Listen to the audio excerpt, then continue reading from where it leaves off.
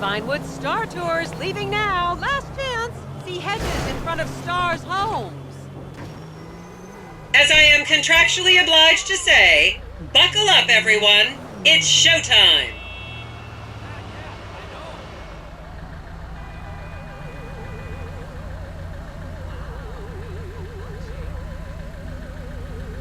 Vinewood is often referred to as the anal bleaching capital of the world. This is like super cool. I feel like I'm in a 50s TV show with tourists. On your right, you'll see the world-famous Gentry Manor Hotel, a legendary party hangout for actors and rock stars and people trying to have sex with actors and rock stars. Built in 1921, it's been the scene of some classic Vinewood scandals over the years. One of my personal favorites was Al DiNapoli's overdose in 2002 after a chimpanzee blasted an 8-ball up his rear door with a water pistol. Fantastic! They say that on any given day there are at least 2 dead party girls in the trash cans round back. Isn't that great?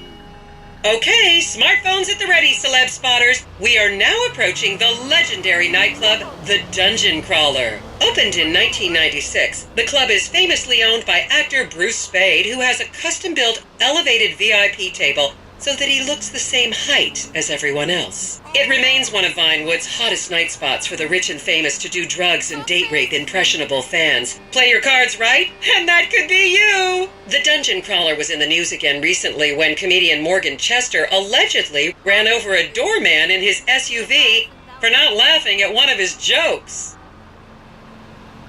Oh, and now a treat for you closet glam rockers on board. We're coming up to the infamous Tequila La Rock Bar. Back in the day, this was a restaurant run by the mob until it got shut down over the Adam's apple in the soup controversy of 1982. It reopened as the Tequila La Bar in 1983 and soon became a mecca for hair metal bands and fans from across the country. It's rumored that the Love Fist song Dangerous Bastards was written about a night they partied here on mescaline with some transgender twins.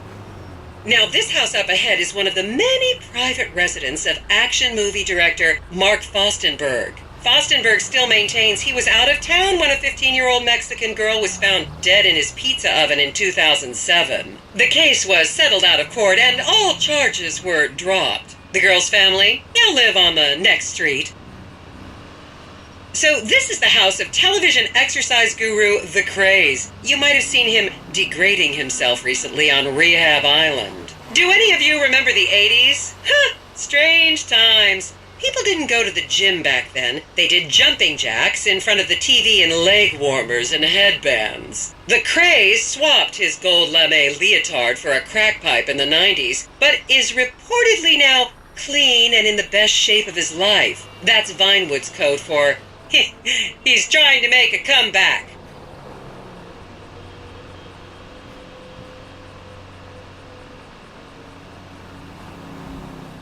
This is the home of celebrity wild child Martha Term. Daughter of 70s comedy star Joni Term, Martha spent her teens partying on booze, her early 20s partying on coke, and her mid-20s staring at her shoes on heroin. Her tell-all autobiography about the difficulties of growing up really rich in Vinewood only sold 30 copies last year.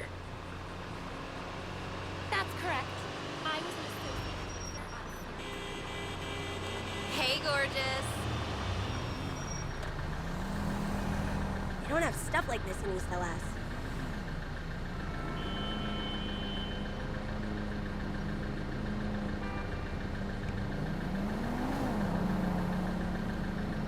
I so have to take a picture of that.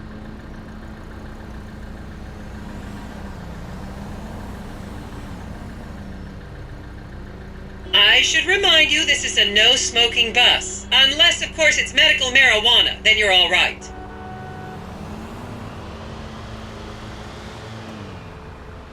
How come that's not even more famous?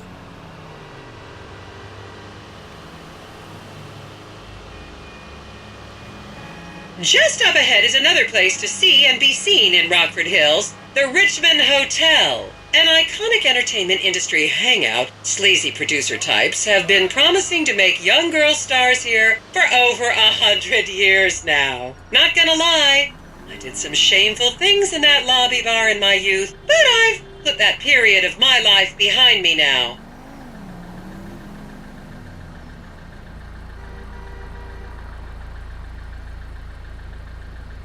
That shook me up.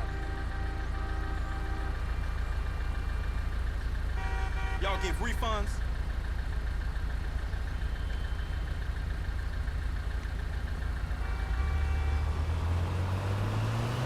Wow, I might do like a tourist day every week, you know?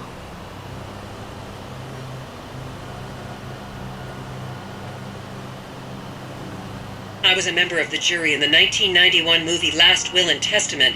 They cut my line.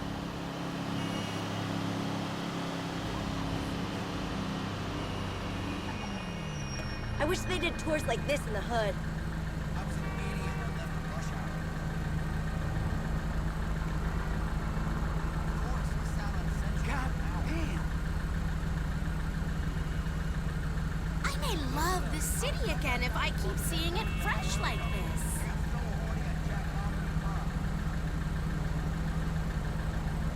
I'm so glad there are researchers who keep tabs on this stuff.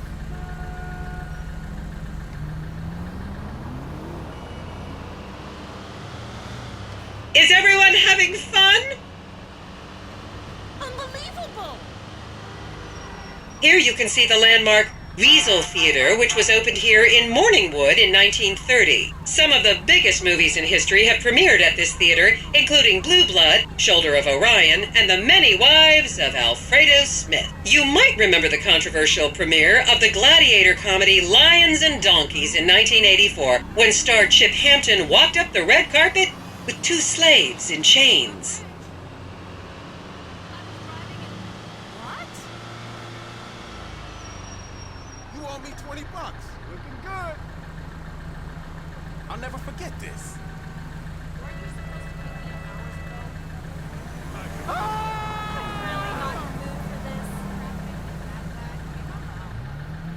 That is amazing! We don't have time for dinner Is this really happening? Someone spent money on that? Oh, God. What? Oh, that's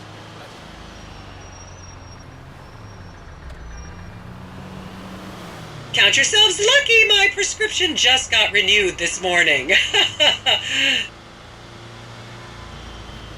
And now to our left, ladies and gentlemen, is the famous Richards Majestic Studios. The product placement for classics like Nelson and Naples and Rum Runner, and the not-so-classics like Vinewood Zombie and Shoulder of Orion 2 was shoehorned into the final edits right behind those very gates. Everyone has a favorite Solomon Richards movie. An American Divorce really helped me through a difficult time when I was bankrupting my first husband. Oh, come on, don't people in the Midwest watch movies? You must have seen Defender of the Faith. No? Wow, tough crowd.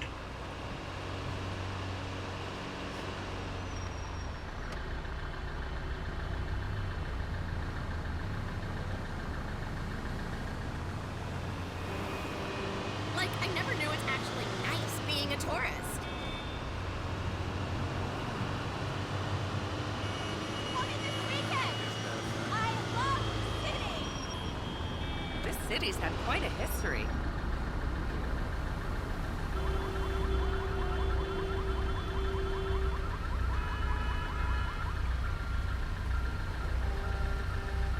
Yo, we get free snacks.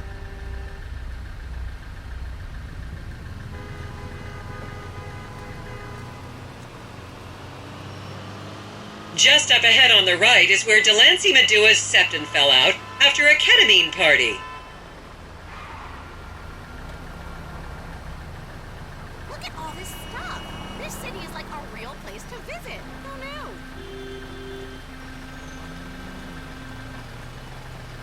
You never do stuff like this if you live here.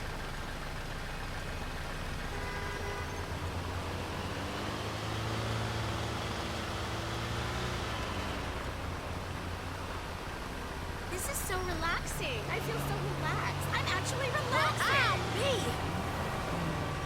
Okay, people, get those cameras out. This is Portola Drive. You won't get a better chance to spot a celebrity in its natural habitat. As you can see, the recession hasn't hit this part of town very hard. These are some of the most offensively high-end designer stores in the country. And now, some fun trivia for you.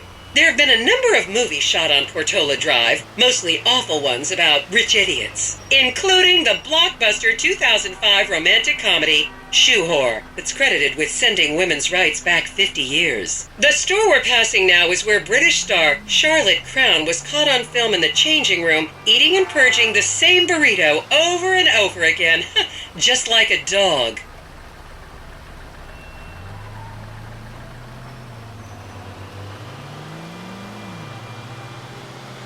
This is the Epsilon Center. Anyone with red hair, please cover it for your own safety. If you really want to meet a famous celebrity, this place is packed full of them. Take an introductory course. It changed my life.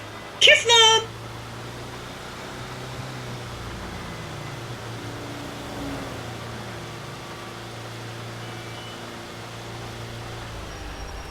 Remember, these people are rich and beautiful. That makes them better than us.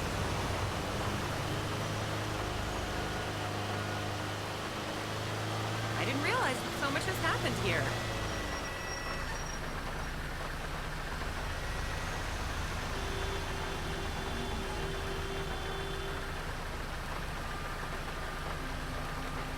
Yo, this was in that movie.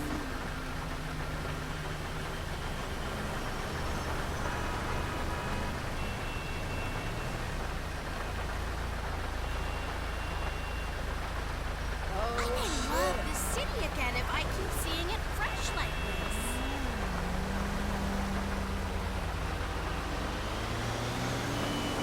Keep those cameras out and fingers on the trigger. Celebs are skinny and fast.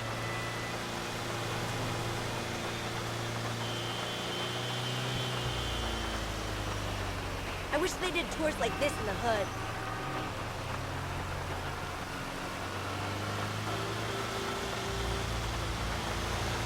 Wow, I might do like a tourist day every week, you know?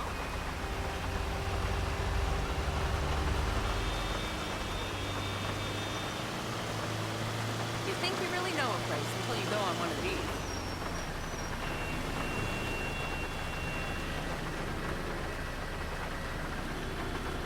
To the left, you'll see a spot where a pizza boy claims that Clay P.G. Jackson asked him to remove his shorts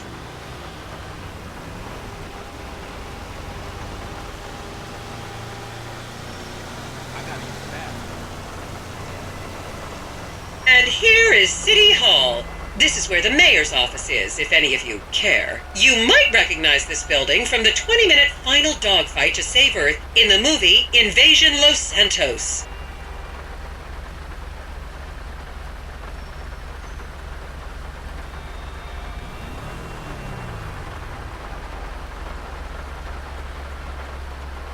I'm so happy to take a picture of that.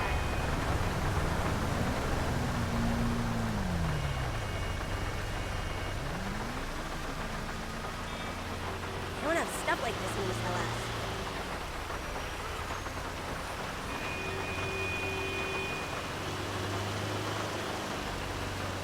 You'll recognize this stretch of road from those videos of Jill von Krastenberg with the Romanian shot put team. It's like, almost like a symbol of love.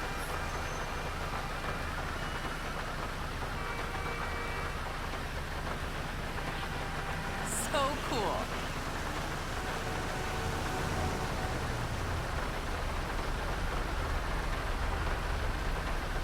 It's a work of art.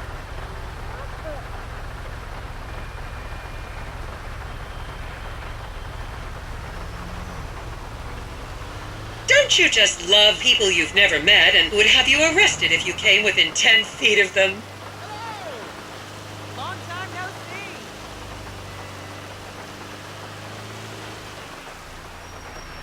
That is amazing.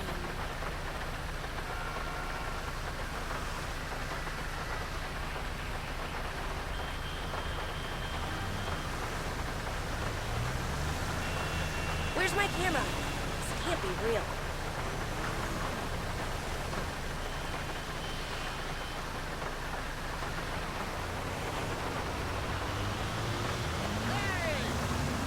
I so have to take a picture of that.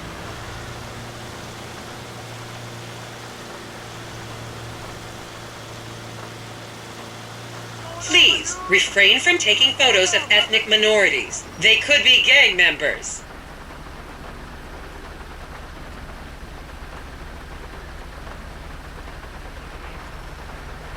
If anything, that's underrated.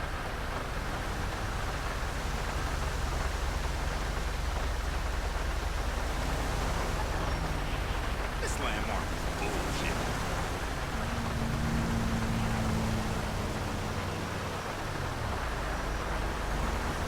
It's like, almost like a symbol of love.